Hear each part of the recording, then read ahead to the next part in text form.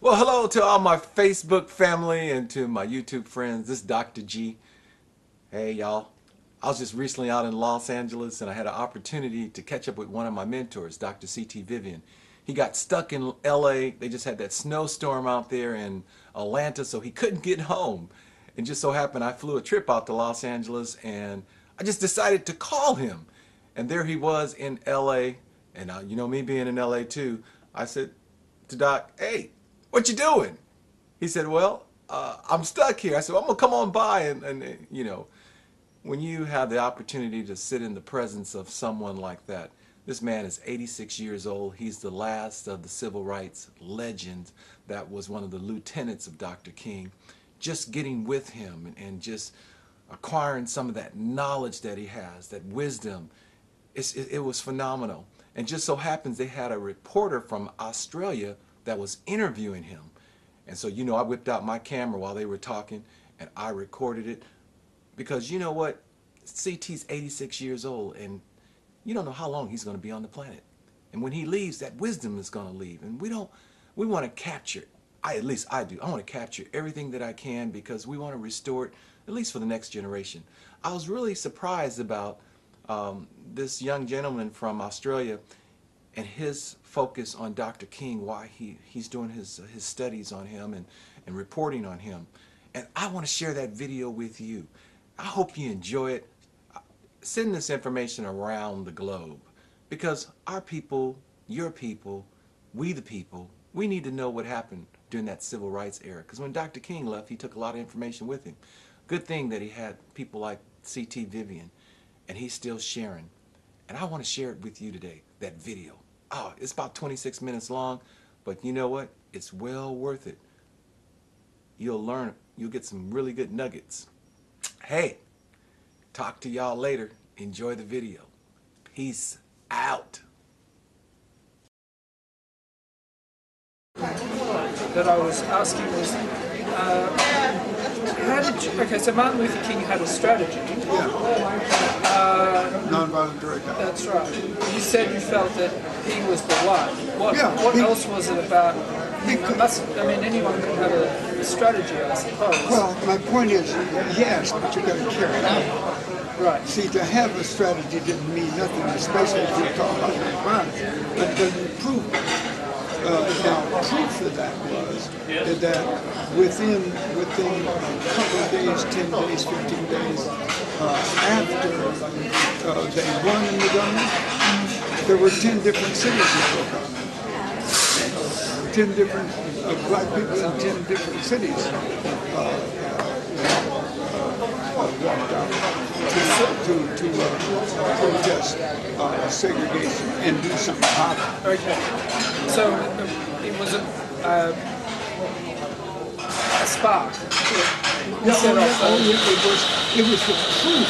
It wasn't a spark. It was the proof by fire, right?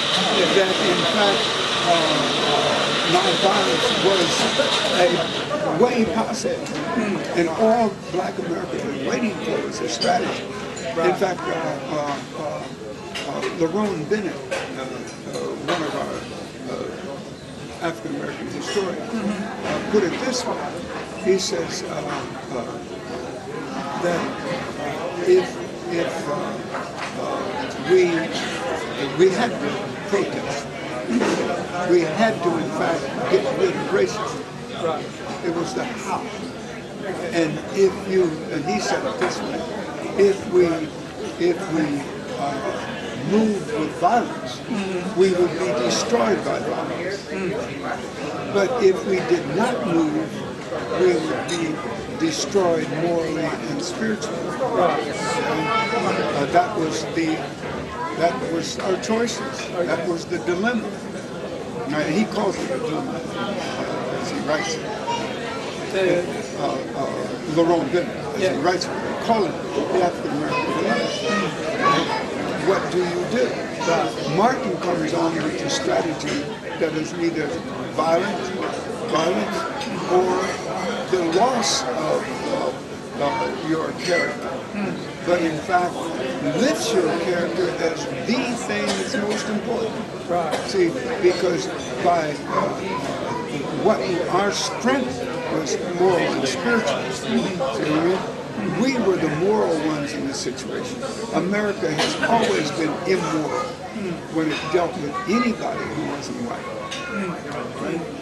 See, as the Native Americans, the Japanese, none of it. It was always, if you were white, then you could do it. You were the decider. Yeah. But what we did for the first time, Black America could say no. Right? Yes. See what I mean? And the real reason we could say no, because we now had a moral and spiritual strategy that we didn't have to lose our sense of being. In fact, at the same time, we didn't have to bend. We make it kill. But that would be the price, but we did not mind paying it. Right. Yeah. Where do you think King got his strategy from? What was the influence? He first heard of nonviolence per se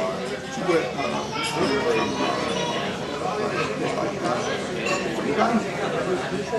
But his additions to it and how he used it in terms of this democratic society was quite different. In terms of, we could have never, without it being a spiritual movement. See, you don't hear Gandhi talking about a religious movement. He writes a lot about God. And he wrote about God in an Indian fashion. All right, he didn't talk about a God that goes to the cross. All right, that was the necessary thing for us. Right. All right, you had to talk about going to the cross. Yeah. Are you willing to die for what you're talking about? By even at the hands of Christians. Right. But we did, and that was, we could have never organized Black America if Christianity hadn't come to us. Yeah. But we understood suffering. We understood dying for what's right, because we were dying anyway, and having nothing to say about how we died and when we died. Okay. We changed them. What about on Martin Luther King Day? It's coming up to the 25th anniversary of the first national federal holiday. Sure. What do people remember King for on Martin Luther King Day? They remember him as the source of freedom after 400 years of not having it. They remember him as finding a way to show America that we finally human, no matter what we had done. In fact, we went to Europe, for instance, fought for freedom for everybody but ourselves. America was supposed to give it to us or allow us to have it. They did not. And we went to World War I. We were rejected. World War II, they still opposed it. In fact, we were often killed on our way back to our homes from World War II. Not at the hands of Nazis, but at the hands of Southerners who often claimed to have gone to church on it. And that happened in the South when they returned. So do you think that people, I guess, understand the sacrifices that King made? In the 21st century, they understand it, but highly appreciate it, or you wouldn't have a holiday. Right. See, the real, remember that people who were not nonviolent, when Martin was murdered, tried to burn down the cities of this nation, right? Why did they do that? Because they said, if you reject a man as good as Martin King, with a movement where people are willing to love you in spite of you, right? Where they're willing to suffer for change the nation and make it more like you want, or like you say you want, right? And that you reject him, what are you going to do to us? Right. And so they were saying, America's not worth it. We're not worth it. Let's burn it down. Right. That's what they were saying. But they understood Martin. They understood that what he was doing to free them was what they wouldn't do for themselves. His greatness was shown at every step.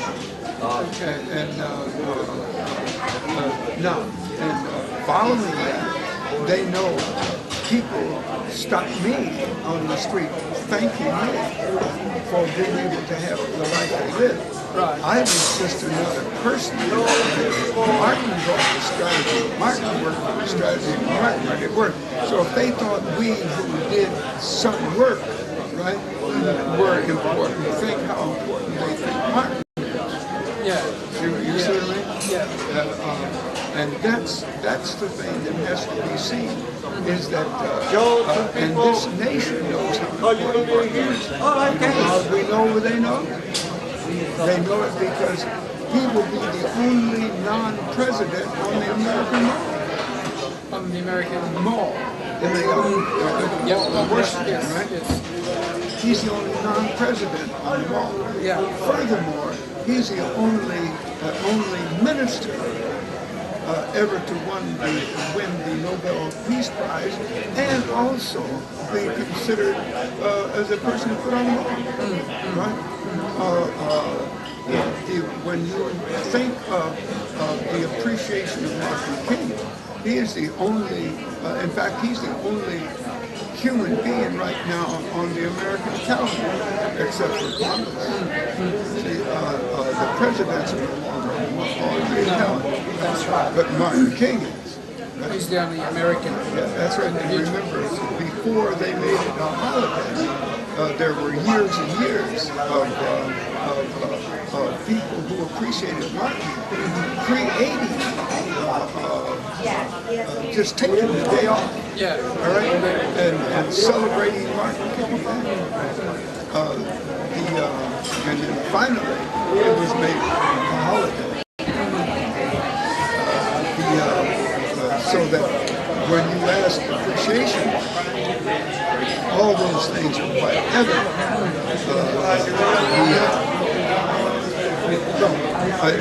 That's about it. Yeah. I guess one of the reasons I ask is some of the historians who've written about the day argue that when you memorialise King and you make a holiday in his honour, then it softens his image a little bit. There's this question of his image gets softened. You see, if his image is softened, so is Jesus. My point being is, when you die for a cause, remember one of the great Russian writers was talking about when you say no to those in authority, you might as well die for it. But because then they can't stop saying no. They can stomp on your grave, but you still say no to them. And in the hearts of the masses, the no can be heard every time they move. And they take a step, right? Is that and they will then pull your kingdom down. The same with Martin. This, especially when we were shaky on the issues of democracy, shaky on the mistreatment of minorities, shaky on the issue of Christianity, because the Christian church was not moving. So many ministers followed Martin and in the movement because they knew he was right morally and spiritually, and that they knew that they had been living lives for years, right? And that things they should have done to stop the issue of human beings in the name of Jesus, they did not do it, right? Martin then was doing it, leading it, and as such, white ministers came all over the country, and two of them outright murdered. One of them, diamond was broken, and he had to live the rest of his life in the military.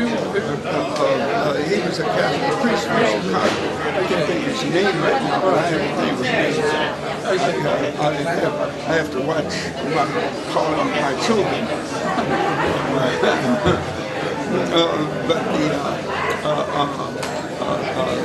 When you think about it, is that he created a whole new understanding of how we have to live and how we have to live.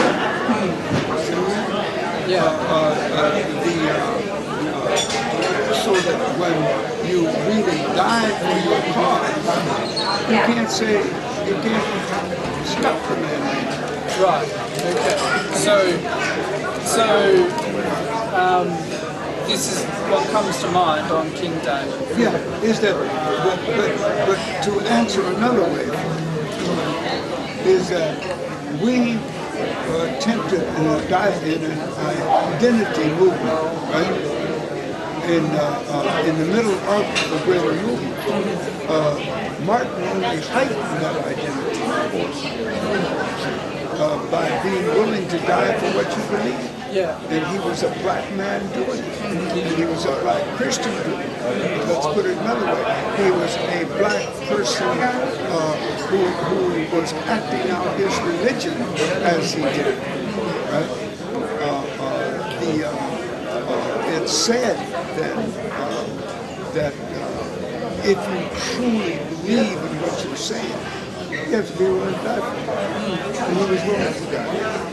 And if America is truly shows itself for what it was actually doing under the table, behind the building, but not facing it in front of the public. And if they were going to be, then they had to honor and live like they believed it. So they began to keep the law, at least enough for them for a new generation to arrive. Say a new generation of white people to arrive that were willing to live for what they said they believed. And now, 40 years later, we've got a black president. Almost unbelievable. Is everything hunky-dory, as they say? And of course not. Is everything perfect? No. There's a lot of people that just have to die before that happens. Right? But there's a rising of a new generation white and a new generation black. One who understands what their fathers and grandfathers did, and another one who has to live out of an understanding that they will not be like their counterparts. Both the new generation of young blacks and the new generation of young whites have to live like they believe in what brought them to be a new, non-violent movement. that whether it takes them some time to be longer than it will to get rid of the right? But because we live in a nation that still lives like a tribe. See, I mean, that's what most nations are today. Their nationalism is really tribalism. And Martin was for how you get rid of that. See, because if you're going to have peace in the world, you can't have war as the natural outcome of your foreign policy. And Martin understood that. Because like, the holiday, the legislation to create the holiday says that it's a day for reflecting on non-violent social change and racial equality. And then in the 1990s they had, Congress adds community service onto that.